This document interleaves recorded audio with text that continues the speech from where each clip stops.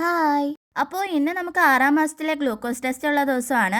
7 മണിയാകുമ്പോഴത്തേക്കും ലൈറ്റായിട്ട് എന്തെങ്കിലും കഴിച്ചോളാൻ പറഞ്ഞു. ദോശയാണ് കഴിച്ചത്. അങ്ങനെ ഹോസ്പിറ്റലിൽ കൊണ്ടുപോകാൻ വേണ്ടിയിട്ട് മിനറൽ വാട്ടറും 2 നാരങ്ങയും സ്പൂണും ഗ്ലാസും ഒക്കെ ആയിട്ട് 10 മണിയാകുമ്പോഴത്തേക്കും നമ്മൾക്ക് ഹോസ്പിറ്റലിൽ എത്താനാണ് പറഞ്ഞത്. അങ്ങനെ നമ്മൾ ഹോസ്പിറ്റലിലോട്ട് പോയിക്കൊണ്ടിരിക്കുകയാണ്. നമ്മൾ കാണിക്കുന്ന ഹോസ്പിറ്റൽ ഇതാണ്. അങ്ങനെ ടോക്കണൊക്കെ എടുത്തു കഴിഞ്ഞ് നമ്മൾ ഫയൽ എടുക്കാൻ വേണ്ടിയിട്ട് വെയിറ്റ് ചെയ്യാണ്.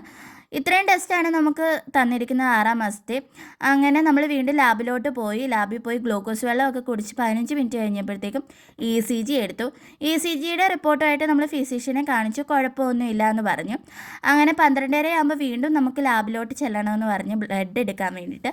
അങ്ങനെ ബ്ലഡൊക്കെ എടുത്ത് ഒരു 1:30 ആയപ്പോഴത്തേക്ക് റിപ്പോർട്ട് വന്നപ്പോഴത്തേക്ക് എൻ്റെ വെള്ളം കൂടി കാരണമായെന്ന് തോന്നും എനിക്ക് യൂറിനറി ഇൻഫെക്ഷൻ ഉണ്ടെന്ന് ഡോക്ടർ പറഞ്ഞു. അങ്ങനെ ആൻറ്റിബയോട്ടിക് ഒക്കെ സ്റ്റാർട്ട് ചെയ്തു. അങ്ങനെ വീട്ടിൽ വന്ന് ചോറൊക്കെ കഴിച്ചു. അടുത്ത വീഡിയോ ആയിട്ട് വരുന്നിടം വരെ ബായ്.